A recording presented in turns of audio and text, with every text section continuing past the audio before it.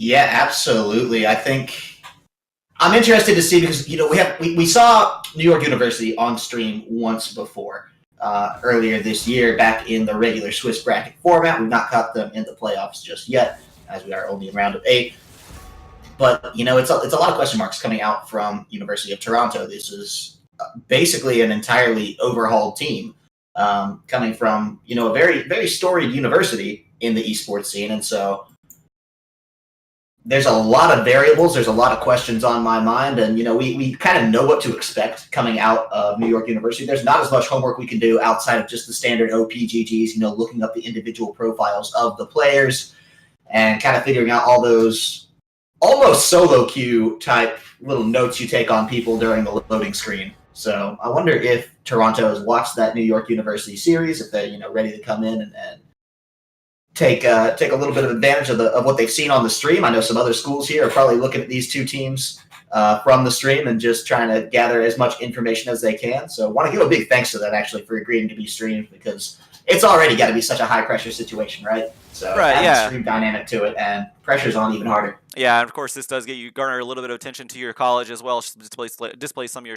strength, and as well as gives you something to look forward to whenever you are a fan of the school. So anyone in New York University, more than likely looking at this match right now, as we do get the bans already done here. Caitlin, Sejuani, and Swain taken away by University of Toronto. Azir, Kha'Zix, and Zaya being taken away by New York. And Skarner locked in. Skarner, a big pick right now in the jungle, especially when you pair him with Predator, able to run directly into your face, put you on the stinger, bring you back, and eliminate a kill. He's also great in team pick comps as well. So Skarner, really good fit right now in the meta. Yeah, we'll see whether or not they try the Liquid strategy from yesterday and bring the Thresh into it as well. Didn't work well for Liquid yesterday, but that's neither here nor there. This isn't pro meta. This is collegiate. And while there are plenty of collegiate players that do aspire to the pro scene, there's the fun differences in there and just enough wiggle room with your own champions outside of the meta that it gets a little bit of flavor coming through. Surprising to see Skarner so heavily prioritized, but they want it. They have a plan. It's going to be Jarvan and Ornn locked in from the other side. Ornn, a relatively safe top laner, but definitely has those counters on the table, so a bit of a risk to blind pick.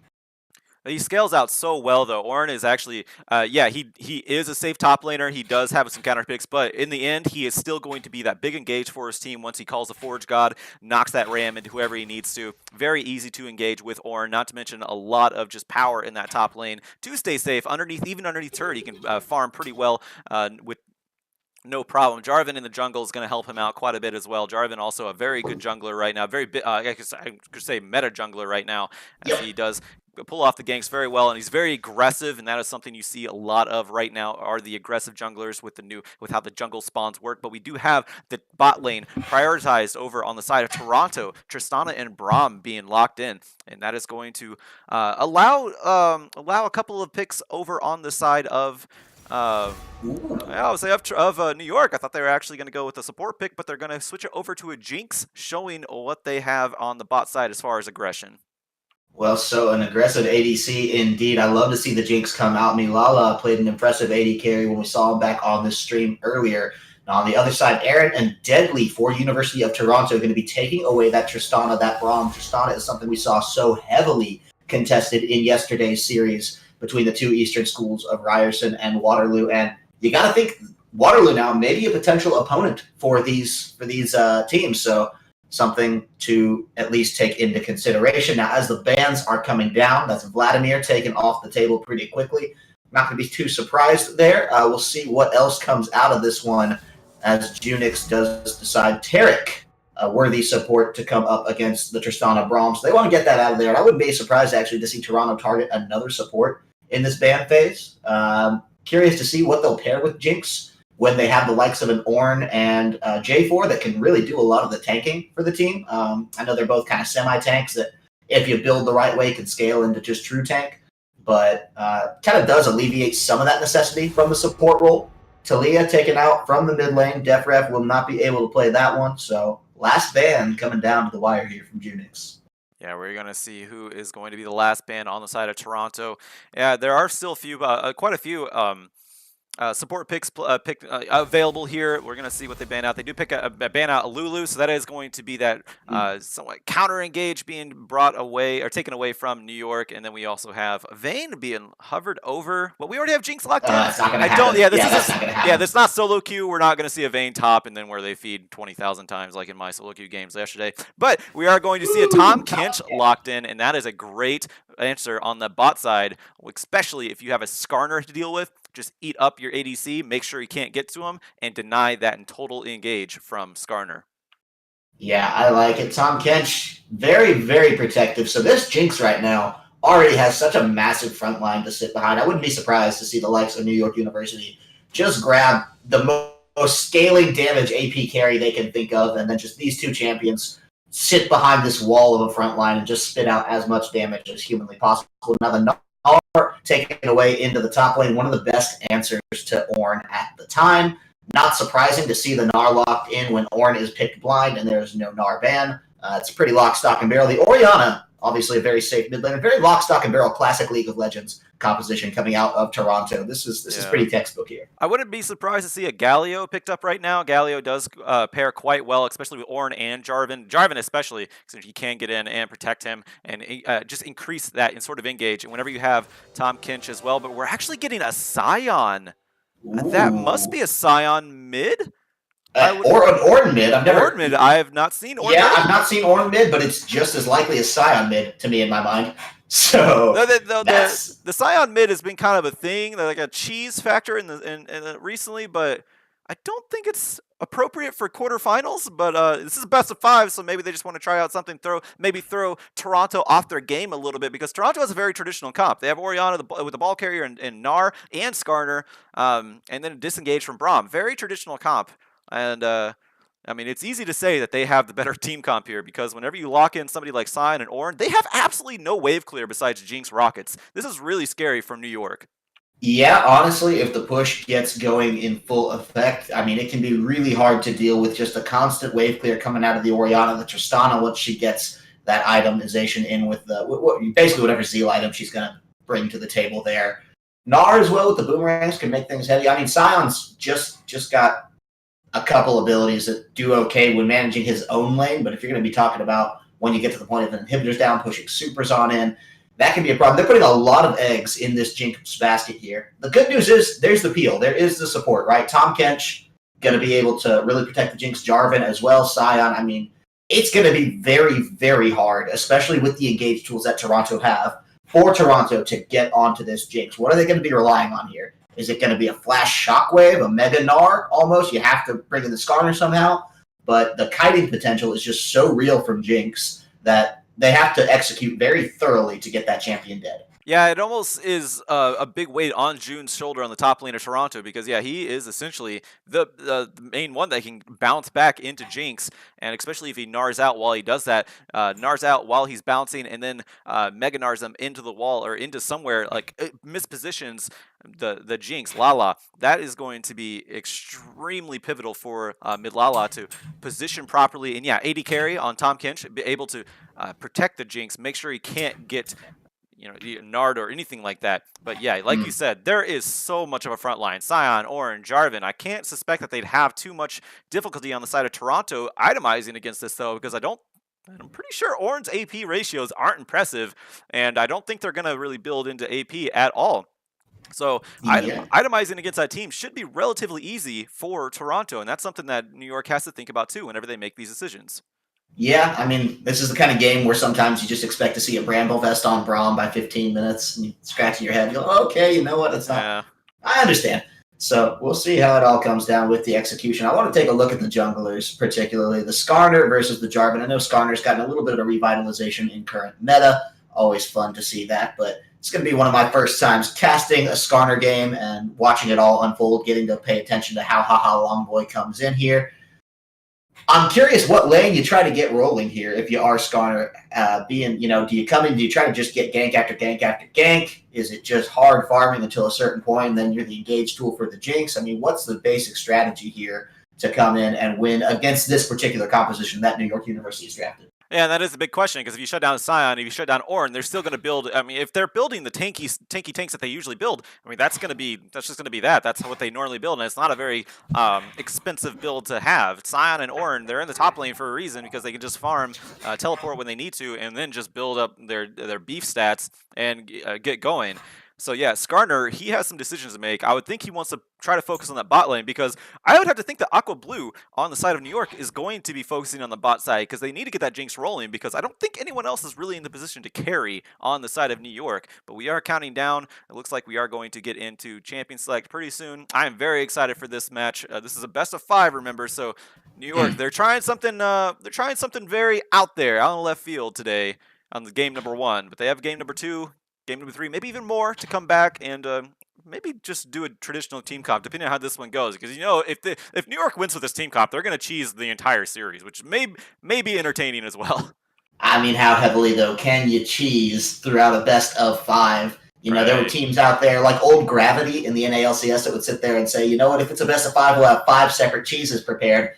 And then they'd get to the Rift, they'd have 2 cheeses prepared, and by the time that the first one started crumbling, it would be a 3-0 series for whomever was playing them. Dark days.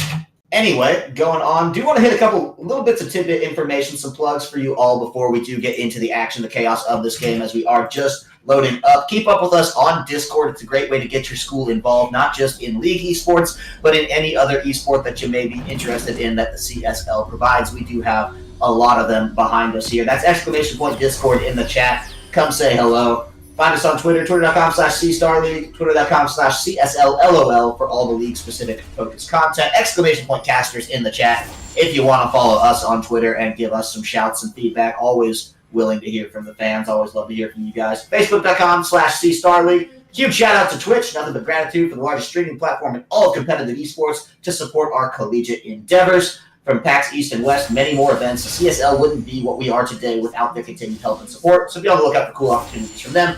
Twitter.com/Twitch, Facebook.com/Twitch. We might put this on hold because maybe we have a little bit of action coming on in the early game here. It's a big old group up coming out of the University of Toronto, and we'll see how far they want to take this because that Braum passer was very nasty early. Yeah, I have no idea what this game's about already. Between the champion select, between the weird invade from the top side going in through the top side river. Yeah, this is I think we're in for a ride here, Corvus, and June not going to be in on that extra gold on that Skarner shrine, so just going to miss out on that. Go back. We're going to see where they land. Are they going to? No, they're not going to lane swap. All right. That would be a special kind of something. I haven't seen a lane swap in the beginning. I mean, what was that, season 5 where that meta was very popular, where you just started the game with a lane swap? Yeah, two or three seasons ago. Yeah, I'm kind of glad that's gone. I'm really glad that's gone actually. You know what? As a CLG fan, I miss it because it's when the team was actually good. But you know what? We're on the God run right now. CLG playoffs the dream, I believe. Got it. No worries. Yeah. Let's take note here. The junglers are actually starting the top side and working their way down, which tells me that they are going to put emphasis on this bot side and put emphasis on, especially on the side of New York, Malala's Jinx, which, yeah, they're not going to get too much else running as far as snowball potential on the side of Ornn and Scion. Of course, anybody can snowball, but the amount of snowball that you can gather is a lot greater when you have a Jinx snowballing, or in that snowball. But looks like Toronto, they're going to read that and anticipate it. Haha, Longboy starting that top side, maybe looking to help out Aaron as well as Deadly in that bot side. Make sure they deny that snowball because that is the big win potential for New York right now. Absolutely, and look how heavily New York is pushing this lane already. They're going to be first to level 2. Not going to try to take the advantage off of it, but you got to worry always about the Tristana level 2. Bot lane, I see being a very big point of contention this game. We do have an Infernal Drake down there as well, and if you can find me a jungler that's willing to pass up on an Infernal Drake, I will show you a fool. Because at this point, in a scaling meta, when you have a scaling Tristana and a Jinx that you just want to get as much damage out with as possible, that thing is going to be a very juicy target on the front end of all. So, wouldn't be too surprised to see that offer up some contention before too long here. Raises some questions for me, though, in the mid lane. How the roam from Maulface on the Ornn is going to come when it starts to become, dragon fighting time. Well, the big thing about Ornn is that he can, whenever he hits level 6, he can ult and engage from a very far distance. So even if he's not there, as long as Aqua Blue is in the area and he can call the Forge God and knock that ram into the ADC, the Aaron and Deadly, he could have an effect. He doesn't have to like roam all the way, but still could have an effect in that bot side. It's going to be interesting to see how New York plays with this team comp and how Toronto plays around it. That's pretty much the story right here. Aqua Blue actually going into invade onto Haha Long Boy's jungle. Long Boy had to go back, and now Aqua Blue, sorry about that. Aqua Blue going back into his own jungle. So no ganks yet. None of that no level 3 shenanigans. There's not much that Skarner can really accomplish early on. Right. Yeah, he really thrives at level 6 when you can get the impale, put someone on your stinger, and then gank that way. He does have a stun, and it actually got buffed recently, but it's not ideal because you have to be right in the face of whoever you want to stun. Sure, absolutely the case. And, you know, a little bit tougher for Aqua Blue to gank these lanes as well. He started on the top side, which means he had to roam down towards the bot side. We might be on a collision course, actually, as both junglers are in the top red quadrant currently. We'll see what comes of that, because I believe they spot each other. The pings are coming down, but I doubt Ornn will be in a position where he can roam back up. So this should be good vision coming out from Haha Long Boy. We'll see if they decide to fight it out or not, because fights are continuing now here in the bot lane. Actually, a very defensive flash coming out from AD Carry. A little skittish on that one. Yeah. Lala had the Jinx traps down there. Probably would have kept him safe, but now take a look at this. Over in the top side of the red, we have Long Boy in a little bit of trouble. Will Orianna be able to save him? Looks like yes. And that's the problem with having an Ornn as a mid lane. You don't have any CC, so that's another reason why you're not going to gank as well. You see some people run Vladimir in the mid lane and then not get ganked as much because there's no CC on the side of Vladimir. That's kind of the same with Ornn. Ornn does have a displacement, but it's very hard to land. It's not ideal for a gank.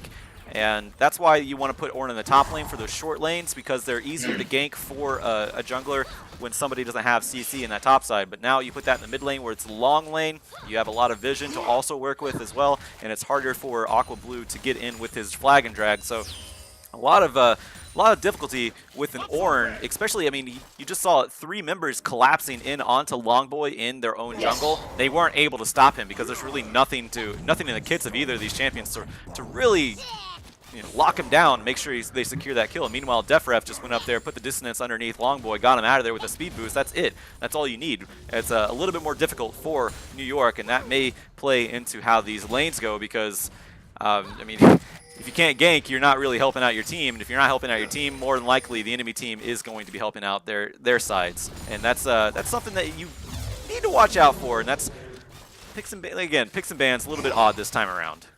Sure, yeah. I mean, we talked about it. We talked about picking the Gnar into the Ornn and how, you know, you pick the Ornn early. It's a blind pick. We had no idea that it would be the flex pick coming out for the top lane Sion. So you have to call the question here now is that we're putting the Sion in the top lane because we're just so worried about how Sprinkles would play Ornn into the Gnar, because Junix, you know, obviously has to be a talented top laner to make it this far. Or is it, hey, you know what, we had the Ornn, we believe it's the better option into the Orianna, and that's why we're picking Sion. Ooh. Now look at this, the flash engage is coming out. AD Carry in a little bit of trouble here. It's a couple flashes. Flash. Here comes the teleport on the other side of things. Yeah, no flash from the last engage, which means he is first blood. Sprinkles is here with some nice knockups, but it's now just Milala trying to get the damage out, and it's not enough because they just tear Sprinkles to shreds. Junix now wants to get into things, but stays a little long and has to burn his own flash.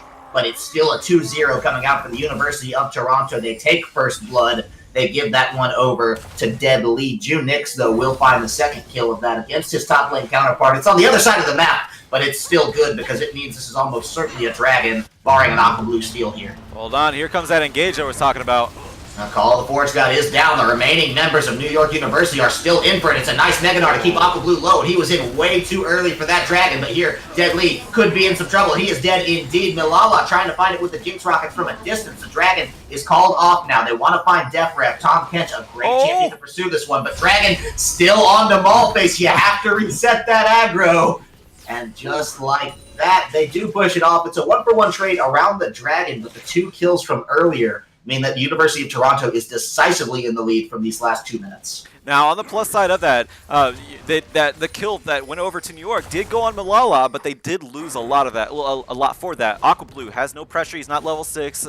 Longboy actually hit level 6 first. That's how he was able to get another, to actually get more of a gank off in the bot side. Sorry about that, couldn't get the words out there. But both teleports used on the top side, which means we're not going to be seeing that much action from June or Sprinkles anytime soon. Though Sprinkles, not Sprinkles, June, he did pick up a double kill And that is pretty huge in the top side for the Gnar, especially whenever he can turn into a carry in his own right. He does build offensive first with that Black Cleaver and then goes into a more defensive posture. So maybe looking to try to be just a miniature carry on that top side, especially at 2-0. He can do that, transfer his mid-game potential into that early game a little bit quicker, and maybe make some plays around that map. But no dragon picked up yet. Like you said, kills going down, Aqua Blue being taken out. That meant there was going to be no dragon for New York, and a little bit too low a health bars after that gank for Toronto. So gonna go back reset with Toronto up 2K over that little exchange. Yeah, they're going to be feeling pretty good about that one as well. Most of that gold advantage just going to be there in the top lane. It's 3,300 on the Gnar, about 2,600 sitting there for Sprinkles. So pretty big discrepancy there. Good gold advantage in the mid lane too, actually, when you just look at the CS coming out between Defref and Malface. Not too surprising that he brought the Ornn into the mid lane, that he would be at a CS deficit. So really just looking for him to be the supportive mid laner. It's a decent bot lane now for the side of New York. That is a saving grace that you have to touch on. Sure, they're down 2 kills and about 2k gold, but when you take a look at where their damage is, they at least have the gold that they need onto Malala there. And so with that BF pickaxe, he's staying consistent with Aaron on the Tristana. He's going to be able to keep shoving this lane out and feel really good about it. So barring just a special degree of attention coming out from Haha Longboy and potentially Defref as well, they should be pretty well set up to keep shoving out this bottom lane and get themselves a nice advantage, all things considered. We'll see how the junglers do take this into fact because, again, the Infernal's still on the table. They've already shown they want to fight around the bot side. We'll just see if that comes to fruition or not.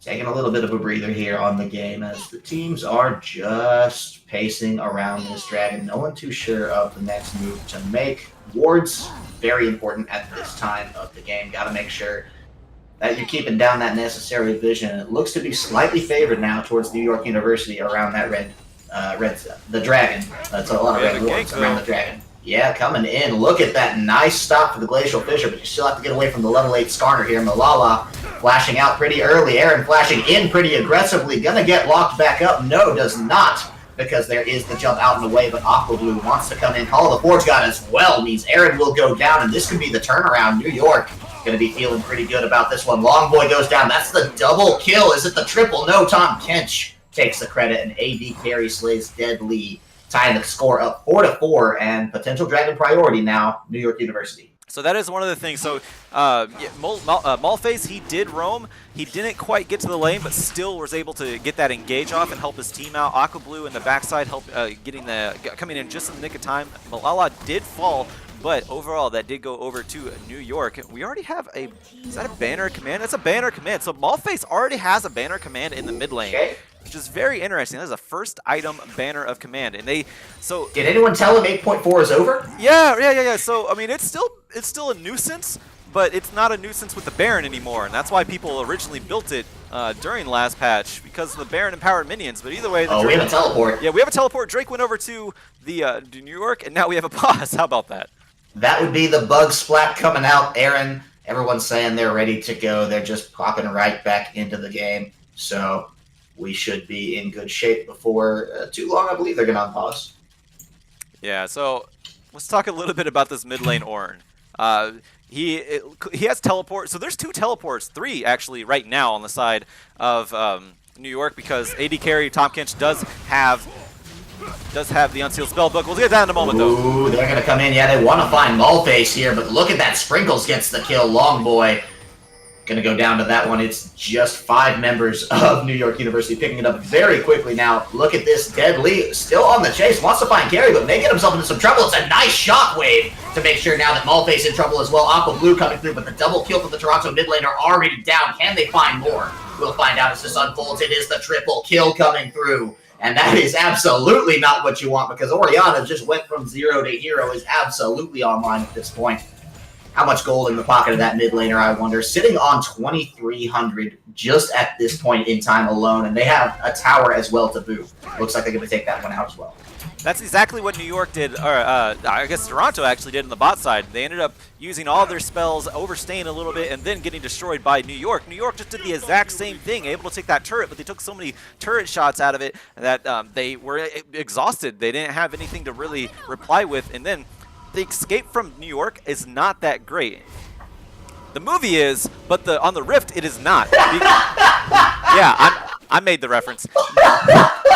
Yeah, Sprinkles, Maulface, Sprinkles. No, you're good. Sprinkles and Maulface, they don't really have much. Aqua Blue can get out with his flag and drag if he's not using it. Malala, he is immobile as well. So if you exhaust yourself and then are trying to get out of a team fight, it's going to be hard whenever you have Def Ref back there with the Shockwave, and not to mention Dissonance that can slow you down.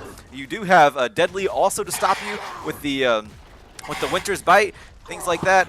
There's a lot of catch that New York has to deal with on the side of Toronto. But now that I mentioned that though, there's a lot of split push on the side of New York. We're seeing that in effect right now because again, first lane or first item banner command Ornn. Right. With the teleport, that tells me that they're going to just focus heavily on the split push and just try to take these objectives very quickly. They're already up 2 turrets right now. Yeah, they found the second turret, and there was not the first turret completed out of the side of University of Toronto. They did shove up the mid lane, but they weren't able to find it. So a lot of pressure now building around this top side as AD Carry continually getting engaged on. I mean, this guy has been the punching bag thus far for New York University, and he will go down yet again here. Not going to be able to find his way to that blast cone to make it over the wall. Aaron finds himself the second kill, and the damage diversity is getting pretty real from the side of the University of Toronto. They're still floating between that 1 to 2k gold advantage, but now with damage threats, Orianna, Tristana, and Gnar all having a couple kills each to their name. This is a pretty good situation for them, especially now as New York is going to have a harder time getting Malala online in the face of all of this. So grouping up in this top side, it seems to be a point of really big contention, whether or not they're going to want to find towers, the Rift Herald, just protect the lane swap integrity. We'll find out, but should be actually decent when the side of New York decides to reset with Sprinkles in that bot lane. Yeah, Toronto, they have to respect the brute force engage from New York. That is one of the things that this cheese comp does have because you have the Ornn, you have the Scion, you have the J4. There is so much engage on the side of New York that if they catch one member with one skill, they're going to catch them with another 3 skills very easily. Maybe seeing that right here. Yeah, I was going to say the potential is there. They want Def Ref. They're going to pop him up with the Forge God. There's the Flag and Dragon. Look at that. You must be a prophet. Shut down. Taken out and away very quickly. Now, the downside of this, the bot lane split push, very real from Junix right now, so should get some good damage on this tower, but likely means the Rift Herald taken away with very little contention from the side of New York University. So we'll see how much Junix can really get onto this one as he does go Mega Gnar. Tower's going to go to about half. So all in all, very worth coming out of the side of New York University. They will get this Rift Herald, likely put it up in the top lane as we do have Deadly backing. Would be surprised if they didn't just try to push that one right on out through. He actually does stay. Tom Kench on the back line. They're trying to get the flank out here, actually. Yeah, we'll see how well they can do this because Aaron wants to come through. The Flag and Drag does not connect, and the Glacial Fissure has already brought Malala low. Has to be eaten up, but Aqua Blue can do the damage in the meantime. Deadly. Nowhere to run, nowhere to hide. Goodbye, son. That Braum Shield will not keep you alive for too long here. With no flash, he cannot get over the wall, and Maulface finds himself his second kill of the game. More engage from New York, able to catch out Aaron, who is a mobile champion on that Tristana. Had flash, had heal, used them both, and still went down. And now they don't even have to use the Rift Herald on that top side. They can actually save it for the inner top lane turret, which is going to be huge for New York. Blow open that map, be able to give them control over that side of the jungle, considering they already have the mid lane outer turret already taken up as well. Now, it was answered back by Toronto as they did pick up the mid lane turret, but it's kind of a consolation prize at this point. And Sprinkles doing a great job stopping that split push. He doesn't need to beat June right now. He just needs to keep him from taking this turret because objectives are what is that's what's propelling New York into this mid game very early right now. They have 3 turrets at the moment, not to mention the just massive amount of engage that they're able to display and apply onto Toronto. Toronto can't deal with it at the moment, and they have to be thinking like, what do we have to do in order to stop this engage? And most of it, they have to do picks right now. They cannot outright engage at the early level with these big brute tanks on the side of New York. Yeah, I feel like with Junex, he has the advantage still, right? I mean, he's up a considerable amount in gold, about 600, kind of floating on where the waves are. He's had a decent CS advantage. He still has the kill up in there, so it's just a matter of playing around Sprinkles because he's been out of that lane for a good amount of time. Look at this, though. Sprinkles may not have expected the welcoming party as he does flash out of that one. Buys his team the time to take the Ocean Drake, though. And that's another neutral objective down. Now Sprinkles wants to get back in there. He runs on in. Is the call. The Forge God coming down as well. A lot of damage as they find Def Rep on the back line, but it's a flash out from Aqua Blue. The rest of the team not on the same page. They're chasing Skarner. And it looks to be a jungle swap for jungle swap. They do not have anything else to add to this pot. That's another one taken down. The exhaust a little wasted, but it does mean Malala takes the kill out in the way. Feeling pretty good about that one. Tower trade, perhaps, on the market as well. They will take the bot lane tower, bring the score up 2-3. Ooh. Favoring, nice Jinx Rocket actually to stop the backs. Not the hugest, but it will actually mean that this tower is for sure dead. So good to buy themselves some time. Probably had it anyway. But regardless, the tower trade, 4-2 now, still favoring New York University, and the gold really only about 500 separating these teams total. That was a huge play for New York. Yeah, jungle for jungle, but that means Aqua Blue, again, he's still holding on to the Rift Herald. He has that to take another turret, but that was a turret for turret trade. But New York got the inner mid turret, while Toronto had to had to settle for the outer bottom turret. That's a much bigger win for New York and a much bigger control of the map they established now that they got that as well. So they're looking to put some control around the Baron Pit throughout 2 wards, actually. Control ward and a green site ward as well. The long con. Yeah, very much so. You see Moleface going into the side of Deadly here.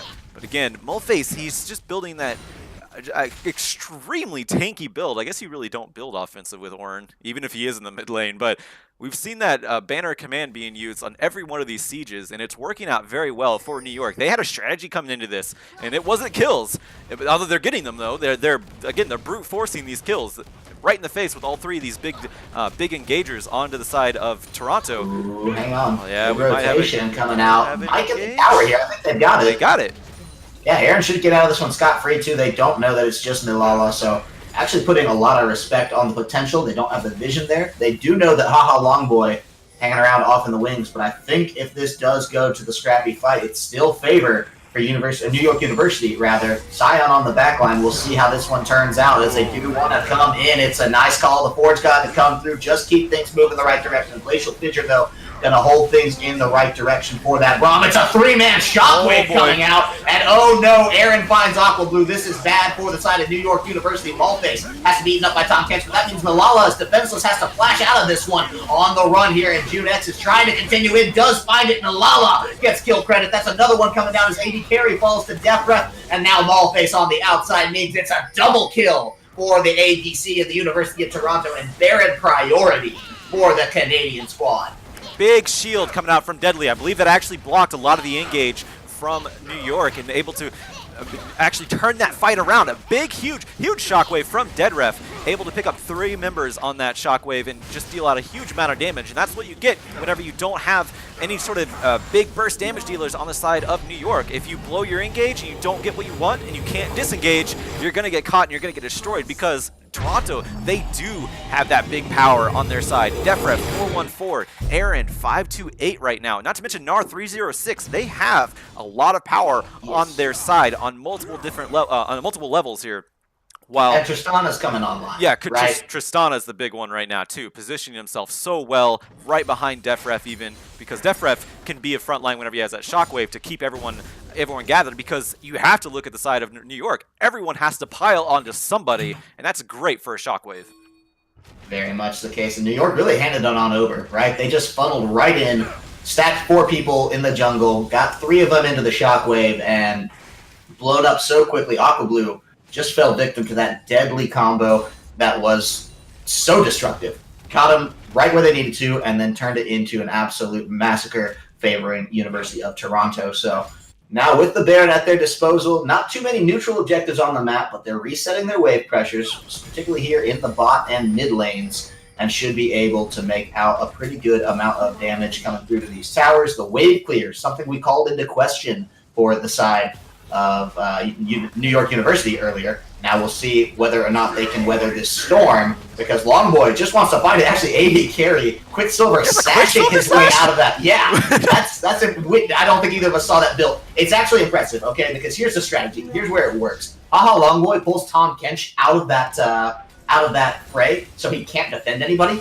and the rest of the team just dive bombs for the Jinx, and they can do it because the peel is not necessarily there for the remaining members. I think Scion has the best chance at peeling for Jinx besides the Tom Kench. So if Skarner can pull him out of that one, it makes a really big problem for the side of New York University. The Quicksilver Sash, just insurance to make sure that doesn't happen. Now the problem is, it's likely not even going to get to that point anymore because they can set up such a long-distance siege, and there's no wave clear from the side of New York University that unless they can find a pick here, they're in some real trouble this game. And they just mess up their pick. They lose 2 ultimates. Their 2 big engage ultimates on the side of New York are now down. Only for June, by the way. That was just one member they were going for, so they just used a lot of resources for absolutely nothing. They did get a flash out of June, so I can't say it's absolutely nothing, but they did not get what they wanted. Cloud Drake up in about 17 seconds. There's going to be vision established by Toronto here on the bot side of the map, trying to secure the Drake, the first Drake of their game for Toronto. And they did change around the Cloud Drake a little bit. Doesn't give flat movement speed anymore. Now gives percentage movement speed, and it actually, I believe, triples outside of combat. So it can equate to quite a bit after a while, especially if you start stacking those Cloud Drakes up. But yep, Aaron, look at this. Might be caught here.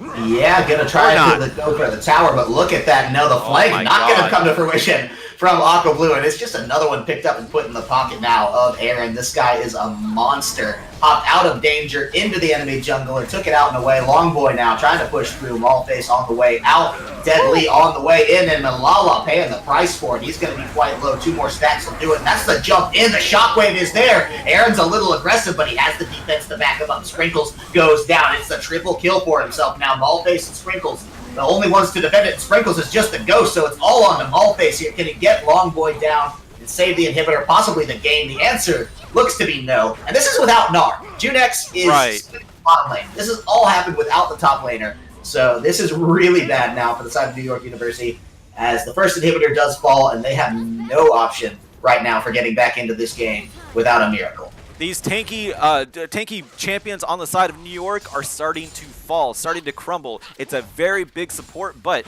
it's a very unstable support because you knock out one and you essentially knock out the entire team. As we've seen that Aaron, he is just popping off so hard. 9-2 and 8 now. These shockwaves are great for DefRef because, again, everyone piles up on the side of New York, and that is a big point for them. They cannot pile up, but also they can't engage unless they pile up because you have Aqua Blue, Sprinkles, and Maulface right in the face of everybody. It's so difficult for New York University right now. They're on the back foot. It might be time for them to think about game number 2. Again, it is a best of 5, so they have 2 games to really think about this. And of course, next game as well to think about the third game to think about second game. Of course, if it goes that far with them, we're gonna see how the second game plays out. But you have to think right now that New York, they may be regretting some of their drafting decisions at the moment. Yeah, certainly maybe a back to the drawing board coming out for game number 2 in the picks and bans. We're not there yet. Now, obviously, the scaling is in the favor of the team that is winning right now. University of Toronto only gets stronger the later this game goes on, so it would take some pretty massive flip-flops to get things back in the direction for New York University. And I don't think Malala is up to it just this game. Sitting on the Infinity Edge and, has the rapid-fire cannon and the Zeal to boot as well, but not really going to be enough to weather this storm. I like University of Toronto's way they've played this game because Aqua Blue, the main engage coming out from New York University, I would say, he's just been the one to kind of try to start each fight with the backup from his team. They've just focused him down, caught him, killed him 2 or 3 times at critical moments, once in the jungle with the Oriyama Shockwave, again in his own jungle just a few minutes ago, which led to that entire series of unfortunate events. And oh no, Malala is caught flashing back, eaten up by Tom Kench. A flash over the wall means that University of Toronto maybe just blew their chance here. They're okay to just set up the siege, but Malala can he read this one? The shockwave finds 3. The answer is no. DefRef is coming into this one, and they're going to try to get it down. There is the Cataclysm, but it's not going to be enough. The turret is gone down, so there's no defense now for New York University. They're all flashing away. Sprinkles trying to get out, the rest of them as well, but it looks like Maulface has to be eaten up just to get out of this one. And Deadly charging straight back to the fountain, wants to find it, but look at that. The side of Toronto is just decimating through New York University. They're going to get their heels in the fountain, but they know that there's no damage, so there's just no worries coming out of the Toronto squad. They try to put him back into the fountain, but Longboy just toying with him at this point, as the Minions will take down the Nexus in game number 1 in 28 minutes. Going to go over to the University of Toronto, 19-9 in kills, and up almost 15K in gold by the end of it. It's an impressive win for the Canadians. Yeah, we talked about how all the eggs in the were in the basket of Malala on the side of New York, and at the very end, they absolutely dropped that basket. Every egg cracked, and New York were able to get into the base and absolutely destroy them and finish off the game number 1. And remember, going to reiterate, it's a best of 5, so they do have a little bit of a chance to come back into this one, and I really suspect to see a different pick and ban face from New York. I feel like, honestly, Toronto, they don't have much to change. If anything, just pick against whatever New York is going to play out here. But New York, the Ornn mid lane, it's not a thing. That early on, cool, not so much late game. I was going to say an AP carry could possibly change the dynamic of that game, do a little bit more to keep that Orianna suppressed throughout, and wasn't able to find it this time around. So, you hate to just narrow it down to one thing that a team needs to change up. From a team dynamic, that sometimes works if you're just, hey, let's change a small variable and get back to it. But from the spectator view, just blaming it all, pinning it on one thing, but you kind of have to with this Ornn in the mid lane. And it felt like, okay, hey, they're drafting the Gnar. This is the bait. We know we can play Ornn mid. Didn't work this time around. And Sion was not the impact he needed to keep that Gnar down, because they just needed him rotating throughout with the rest of the team. Caused a lot of issues. So I'd say, yeah, they're very much back to the drawing board, but it's some small tweaks that may get this series back on track for New York University. Yeah, and I actually like how Malphase played Ornn in the mid lane. I mean, as far as his mid lane mechanics go, he roamed properly. He was able to be there for his team, backed up his team at all the times he needed to. But at the end of the day, you're a melee Ornn with not much to offer outside of an engage whenever you have no damage piece besides a Jinx. So that is something that they severely lacked and hope to see in the next game. My name is Joshua Fekes Quest. I'm here with Kyle Corvus Crow. We're going to get set up for a game number 2 in this best of 5 last quarterfinal series between New York University and University of Toronto. So stick around. We'll be back in just a moment.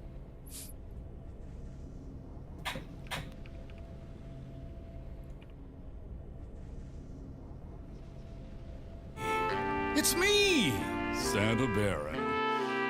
It's that special time of year again, when you gather around the fireplace with your loved ones, when you eat double your weight in dessert, and when your ranked games don't matter, which is great because you're at Grandma's house playing on her old toaster and dial-up internet. But the real joy of Snowdown comes from lavishing over-the-top presents on your friends and enemies. Especially your enemies. Snowdown is all about gifting. And here is my gift to you.